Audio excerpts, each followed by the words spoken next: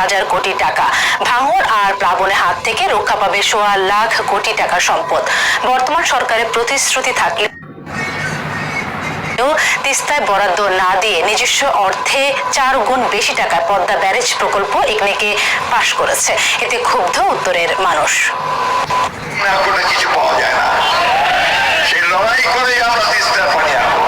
আমার ভাই না খেয়ে নদী ভাঙনে শুকিয়ে যাবে, মরে যাবে, আমার পানি তারা নিয়ে নেবে, এটা হতে পারে? গেল বছরের ফেব্রুয়ারিতে তিস্তা পাড়ের আন্দোলনে অংশ নিয়ে নদী বাঁচানোর দাবির সঙ্গে একাত্মতা জানিয়েছিলেন বিএনপির জাতীয় নেতারা। কর্মসূচিতে ভার্চুয়ালি যুক্ত হন বর্তমান প্রধানমন্ত্রী ও বিএনপি চেয়ারম্যান তারেক রহমান। প্রতিশ্রুতি দিয়েছিলেন ক্ষমতায় গেলে অগ্রাধিকার পাবে তিস্তা মহাপরিকল্পনা।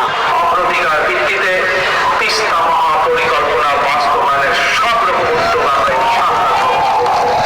এর আগে অন্তর্বর্তী সরকারের প্রধান উপদেষ্টা ডক্টর ইউনূস বলেছিলেন রংপুর হবে ১ নম্বর। আর গেল জানুয়ারিতে সমীক্ষা আর আশ্বাসের আবরণে তিস্তা মহাপরিকল্পনা বাস্তবায়নের স্বপ্ন দেখিয়েছিলেন পানি সম্পদ উপদেষ্টাও। ২০২৬ সালের ১ জানুয়ারি আমরা তিস্তা প্রকল্পের কাজটা শুরু করে দিতে পারবো। রংপুর পিছিয়ে পড়া একটা জেলা, রংপুর বাংলাদেশের ১ নম্বর জেলা হোক।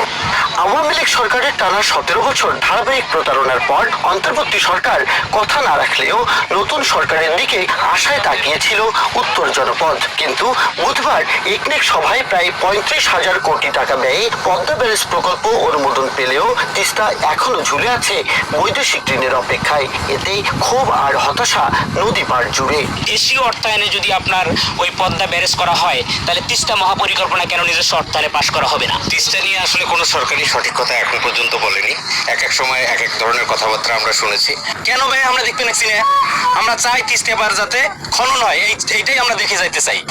নদী আন্দোলনের নেতারা বলছেন এটি উত্তরের প্রতি চরম অবহেলা ও বৈষম্যের বহিঃপ্রকাশ। রংপুর বিভাগের মানুষ দারিদ্র মানুষ, উন্নয়ন বৈষম্যের মানুষ। সরকার আসে, সরকার